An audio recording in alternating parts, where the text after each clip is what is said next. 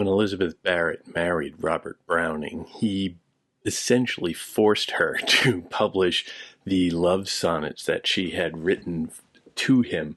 And this became her most famous work, really, the collection known as Sonnets from the Portuguese. She pretended that these were translations rather than anything originating with her, but they were all about her and Robert. This one book, a sequence of 44 sonnets, gave her by far the most famous single production of her entire career, and that is the sonnet, How Do I Love Thee?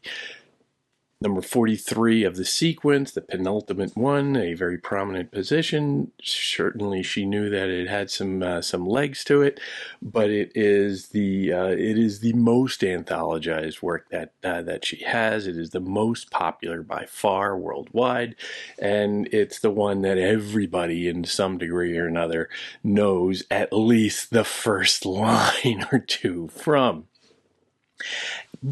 But it does have an awful lot more going on there that can be a little bit harder to see. And it's an interesting poem, even for all of its popular sentimentality. How do I love thee? Let me count the ways. I love thee to the depth and breadth and height my soul can reach when feeling out of sight for the ends of being and ideal grace. I love thee to the level of every day's most quiet need, by sun and candlelight. I love thee freely as men strive for right. I love thee purely as they turn from praise. I love thee with the passion put to use in my old griefs and with my childhood's faith. I love thee with a love I seem to lose with my lost saints. I love thee with the breath, smiles, tears of all my life. And, if God choose, I shall but love thee better after death. It's a beautiful poem. It is a beautiful, heartfelt sentiment that you can, you sense the great love that they had between them, and that alone is interesting. The autobiographical context is, I think, significant. Now, this is a Petrarchan love sonnet, ABBA, ABBA, CDC, EFE, a very noted, passionate, overwhelming passion form, notably not the English form that came in with Shakespeare, which would be a little bit more reserved, at least in his handling of it, but it maintains that structure. It declares romantic love to be essentially spiritual in nature. It's an experience of divinity that the speaker, quote, seemed to lose. The moment of this writing is particularly suggestive as the experience of love comes, quote, when feeling out of sight for the ends of being an ideal grace. Now, is this romantic love only possible when religious piety is at a low ebb? Is the abstract nature of the ends of beings and ideal grace insufficient for a personality so susceptible to enthusiasm and earthly passion? Or is the earthly passion so immediately subordinate to divine worship itself? The possible answers to these questions are never as telling as the fact that they get asked to begin with. But probably the most interesting aspect of this poem is its formal qualities, Metrically, the poem shifts between iambic and trochaic meters, shifting as well between these very rigid stresses and bursts of flowing lyricism. The creative, great poetic this creates great poetic dynamism while also mimetically underscoring the psycho-emotional turbulence of the speaker's enthusiasm. The poem's most famous two lines demonstrate this gear-shifting formal technique.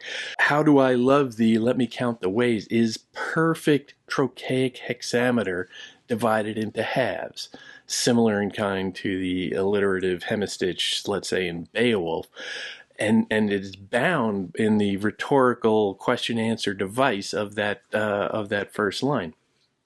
But then this very formal, almost rigid, insistent stress pattern is broken, and it gives way to how do I love thee to the depth and breadth and height my soul can reach, which is iambic pentameter, and it flows through the alliterative midline break, and it splits and it spills into the next line as an enjambment.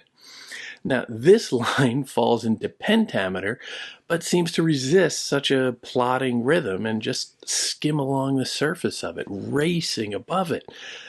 The alternation between strict and loose metrical regulation continues throughout all 14 lines.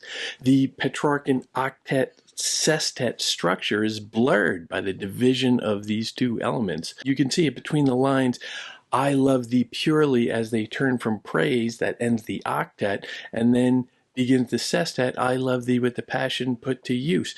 That it comes in the middle of a semantic structure there. It comes in the middle of a verbal unit, if you want to use that phrase. But it is blurring that line between the two, whereas in the Petrarchan model it is always very obvious, and each part performs its specific function. But even with all that, this poem of unbounded passion still maintains the highly structured Petrarchan form. It is pushing at, but never breaking, the limits of propriety, which is a very Victorian sensibility you can see there. Browning's focus on contemporary worldly issues comes out also in I love thee freely as men strive for right.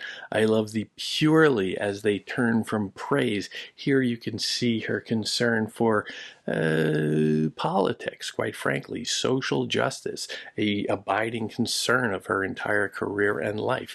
And that is very recognizable in her work broadly, but also in this you can see a degree of judgmentalism and moral rigidity, and that is almost in a discordant way problematic for a poem that is supposed to be about overflowing passion, overflowing love. Whether it is for another human being or for God himself, there is still a kind of rigidity there. And these are all weird characteristics of this poem that are very easy to miss, but underneath all of the popular how do I love thee hearts and flowers, there's some problems going on here.